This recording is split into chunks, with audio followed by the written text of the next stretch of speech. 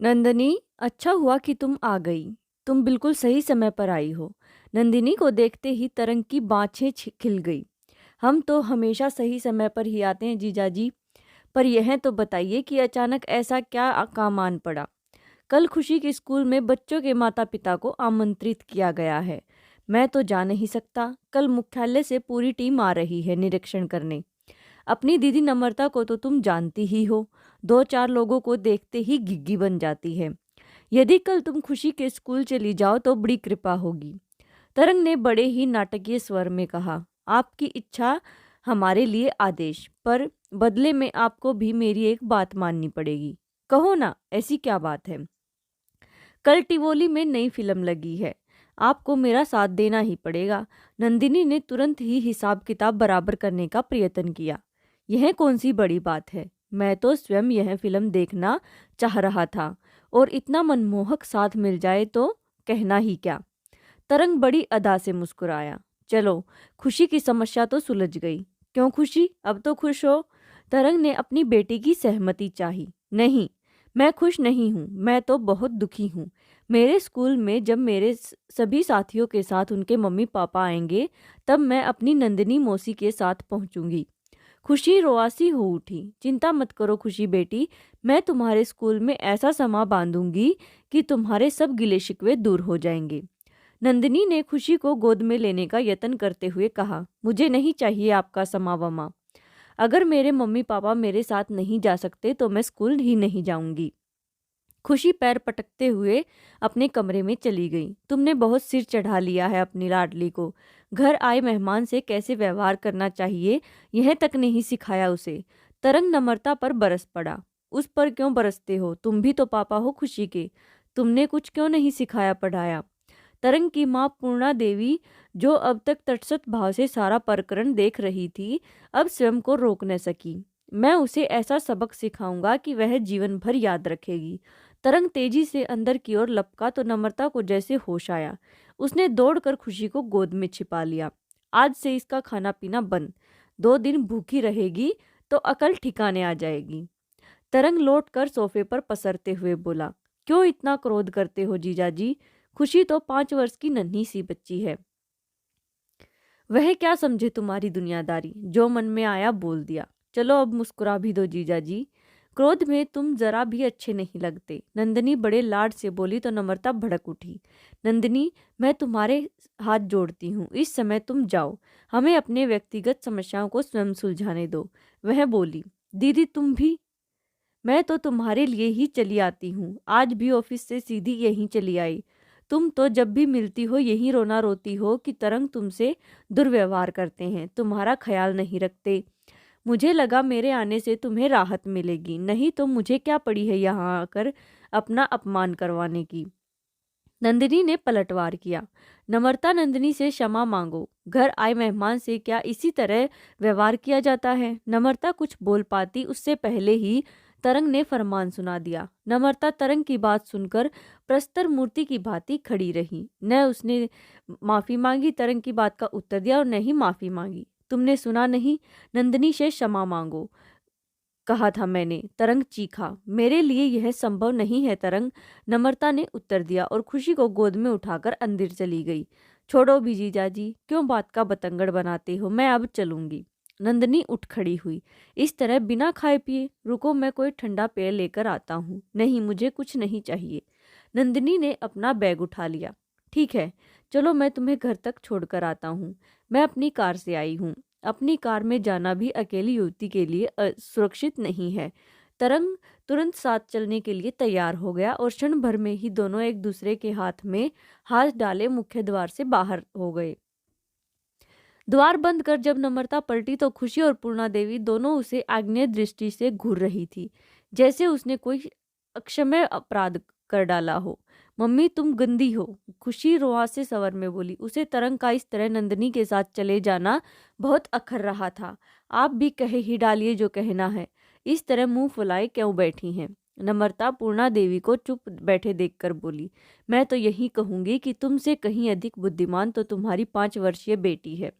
उसने आज नंदिनी को अपने व्यवहार से वह सब जता दिया जो तुम कभी नहीं कर पाई। मैं आपके संकेतों की भाषा समझती हूँ माँ जी, पर क्या करूँ, नंदिनी मेरी चचेरी बहन है। चचेरी बहन? बात अपनी गृहस्थी बचाने की हो तो सगी बहन से भी सावधान रहना चाहिए, पूर्णा देवी बोली। नंदिनी को क्या दोष दूं माँ जी, जब अपना पैसा ही खोटा निकल जाए। तरंग को तो अपनी पत्नी को छोड़कर हर युवती में गुण ही गुण नजर आते हैं। आज नंदिनी है, उससे पहले तन्वी थी। विवाह से पहले की उनकी रासलीलाओं के संबंध में तो आप जानती ही हैं। मैं सब जानती हूँ, पर मैंने जिस लड़की को तरंग की पत्नी के रूप में चुना था वह तो जिजीविषा से भरपूर थी। तुम्हारा गुणगान अपने तो क्या पराये भी करते थे। फिर ऐसा क्या हो गया जो तुम सब से कटकर अपनी ही खोल में सिमटकर रह गई हो?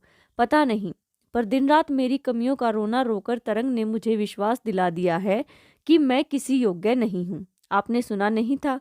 तरंग नंदिनी से कह रहे थे कि अजनबियों के बीच जाते ही मेरी घिग्गी बन जाती है, जबकि कॉलेज में मैं साहित्यिक क्लब की सर्वे सर्वा थी। पूरे 4 वर्षों तक मैंने उसका संचालन किया था। जानती हूँ, पर कॉलेज में तुम क्या थी कोई नहीं पूछता। अब तुम क्या हो अपने लिए नहीं तो खुशी के लिए अपने जीवन पर अपनी पकड़ ढीली मत पड़ने दो बेटी, पूर्णा देवी ने भरे गले से कहा। नम्रता ने खुशी और पूर्णा देवी को खिला पिलाकर सुला दिया और तरंग की प्रतीक्षा करने लगी। तरह तरह की बातें सामने प्रश्न चिन्ह बनकर खड़ी थी। सोच में डूबी हुई कब वह निद्रा देवी की गोद में समा गई उसे स्वयं ही पता नहीं चला। तरंग ने जब घंटी बजाई तो वह घबरा कर उठ बैठी। मर गई थी क्या? कब से घंटी बजा रहा हूँ। द्वार खुलते ही नशे में धुत तरंग बरस पड़ा। यह क्या शरीफों के घराने का समय है? वह भी नशे में धुत लड़खड़ाते हुए। आवाज नीची रखो, पड़ोसी जाग जाएंगे। पड़ोसियों का डर किसे दिखा रही हो? बेचारी नंदिनी से तुमने पानी तक नहीं पूछा। कितनी आहत होकर गई है वो यहाँ से। वह तो तुम्हारे और खुशी के लिए जान भी देने को तैयार रहती है। उसके साथ ऐसा व्यवहार, उसे रेस्तरा में ले जाकर खिलाया पिलाया मेरा भी कुछ फर्ज बनता है। तरंग अपनी ही रो में बहे जा रहा था। समझ गई, मतलब खा पी कर आए हो, अब भोजन की आवश्यकता नहीं है। नम्रता व्यंग्यपूर्ण स्वर में बोली। यह भी कोई कहने की बात है? सीधी सादी बात भी तुम्हें समझ में नहीं आती, मूर्ख शिरोमणि कहीं की।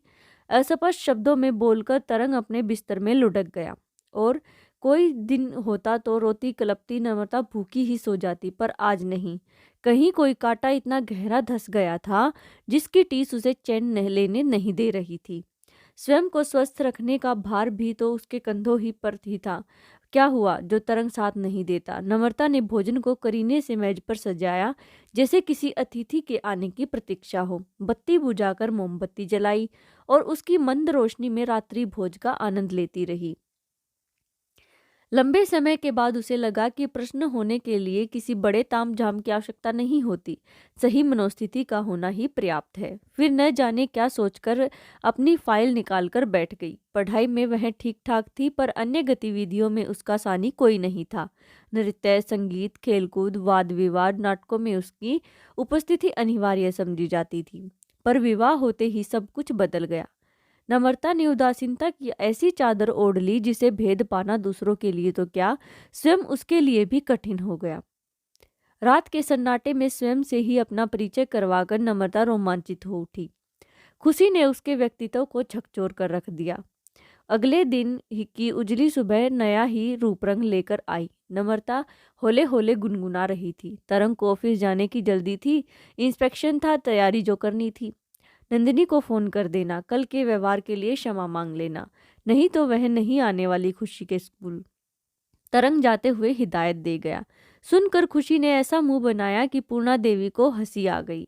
मुझे नहीं जाना नंदिनी मौसी के साथ। तरंग को जाता देख खुशी धीमे स्वर में बुदबुदाई। खुशी, चलो तैयार हो जाओ, स्कूल जाना है। नम्रता ने खुशी से कहा, मैं नंदिनी मौसी के साथ स्कूल नहीं जा रही, तुम मेरे साथ जाओगी। तुम्हारे पापा व्यस्त हैं पर मैं नहीं। तुम्हारी पढ़ाई लिखाई का भार मेरे कंधों पर है, नंदिनी पर नहीं। सच मम्मी? मेरी नई जन्मदिन वाली पोशाक निकाल दो, आज स्कूल ड्रेस पहनना जरूरी नहीं है। दादी माँ, सुना आपने, मैं और मम्मी स्कूल जा रहे हैं। खुशी ताली बजाकर नाचने लगी। मुझे नहीं ले चलोगी खुशी? घर में बैठे बैठे ऊब जाती हूँ मैं। चलिए ना माँ जी, हम तीनों चलेंगे। स्कूल जाने के बाद थोड़ा घूमे फिरेंगे, फिर बाहर ही खा पी कर लौट आएंगे। उत्तर खुशी के स्थान पर नम्रता ने दिया। क्यों नहीं, मैं तो खुशी से पहले तैयार हो जाऊंगी, पूर्णा देवी ने सहमति जताई। तरंग ने स्वप्न में भी नहीं सोचा होगा कि उसके परिवार की महिलाएं बिना उसकी सहायता के घर से बाहर की खुली हवा में निकलने का साहस करेंगी। पूर्णा देवी ने परिवार में कठोर अनुशासन में दिन बिताए थे। उनके सास ससुर भी नहीं, उनके पति भी स्त्रियों का स्थान घर की चारदीवारी में ही होने में विश्वास करते थे। उन्होंने यही सोचकर संतोष कर लिया था कि उनका जीवन तो किसी प्रकार कट गया, पर आने वाली पीढ़ी को वे अपनी तरह घुट घुट कर नहीं जीने देंगी। पर केवल सोच लेने से क्या होता है। वे नम्रता के हंसमुख और जिंदादिल स्वभाव से ही प्रभावित हुई थी, पर विवाह के बाद तिल तिल कर बुझने लगी थी नम्रता। यूं घर में किसी चीज की कमी नहीं थी। तरंग की अच्छी भली नौकरी थी, उनके पति श्रीराम का फलता फूलता व्यवसाय था, पर तरंग ने अपने पिता के आचार विचार और स्वभाव विरासत में पाए था। वह स्वयं रंगरलिया मनाने को स्वतंत्र था, पर नम्रता पर कड़ा पहरा था। उसका खिड़की से बाहर झांकना तक तरंग को पसंद नहीं था। नम्रता को हर बात पर नीचा दिखाना, जली कटी सुनाना, क्रोध में बर्तन प्लेटें आदि उठाकर फेंक देना उसके स्वभाव के अभिन्न अंग थे। ऐसे में नम्रता अपने ही शरीर में सिमट कर रह गई थी। दादी माँ सो गई क्या? उनकी विचार श्रृंखला शायद इसी तरह चलती रहती कि खुशी के स्वर ने उन्हें झकझोर कर जगा दिया। मेरा स्कूल आ गया दादी माँ, खुशी बोली। तेरा स्कूल नहीं आया बुद्धू, हम तेरे स्कूल आ गए, पूर्णा देवी ने हंसते हुए कहा। देखा मम्मी, दादी माँ मुझे बुद्धू कह रही हैं, खुशी हंसते हुए बोली। फिर माँ और दादी माँ का हाथ थामे अपनी कक्षा की ओर खींच ले गई। श्री मैम, मेरी मम्मी और मेरी दादी माँ। खुशी ने प्रसन्नता से अपनी टीचर से दोनों का परिचय कराया। आपको पहली बार देखा है मैंने, आप तो कभी आती ही नहीं, कभी मन नहीं होता हम लोगों से मिलने का, श्री मैम ने उलाहना दिया। जी आगे आया करूंगी, नम्रता ने उत्तर दिया।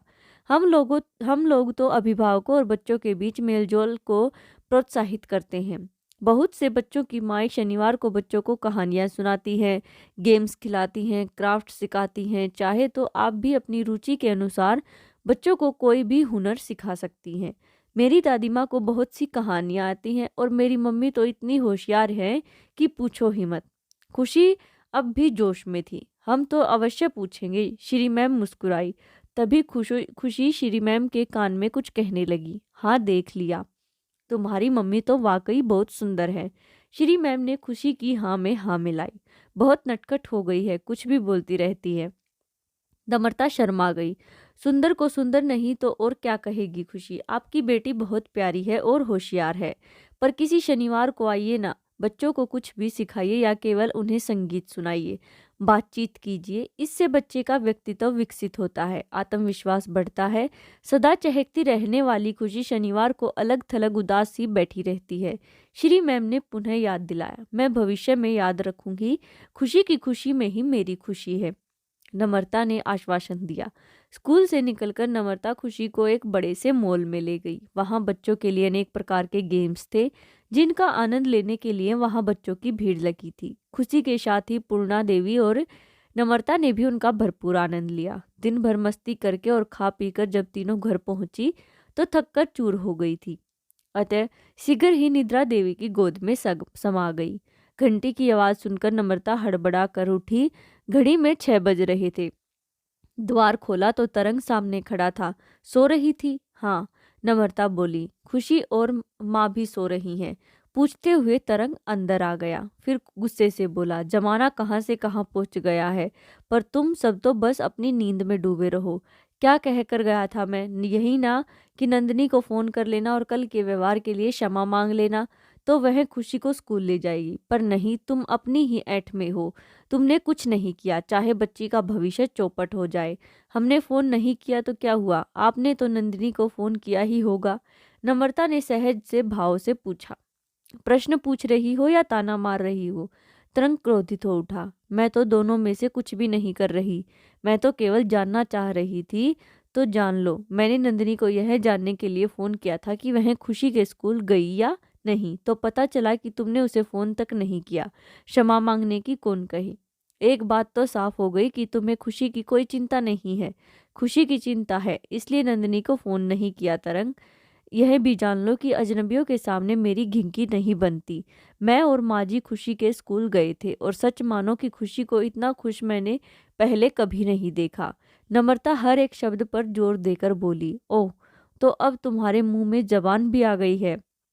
तुम यह भी भूल गई हो कि नंदिनी तुम्हारी बहन है। तरंग, चाहे बहन हो या पति, अन्याय का प्रतिकार करने का अधिकार तो मेरे पास होना ही चाहिए। मैं अब तक चुप थी, पर अब मैं लड़ूंगी, अपने लिए नहीं, अपनी बेटी खुशी के लिए। मैं तुम्हारे साथ हूँ बेटी। पूर्णा देवी, जो अब तक चुप खड़ी थी, धीमे स्वर में बोली, माँ तुम भी? तरंग चौंक कर बोला, क्या कहूँ बेटे, जीवन भर अन्याय सहती रही मैं, पर अब लगता है समय बदल गया है। नम्रता के साथ मैं भी लड़ूंगी अपनी खुशी के लिए। पूर्णा देवी धीमे पर दृढ़ स्वर में बोली। नम्रता बढ़कर पूर्णा देवी के गले से लग गई। उसकी आंखों में आभार के आंसू थे। ऐसी ही और स्टोरीज के लिए प्लीज़ वीडियो को लाइक, शेयर एंड चैनल को सब्सक्राइब जरूर करें। Thanks for watching.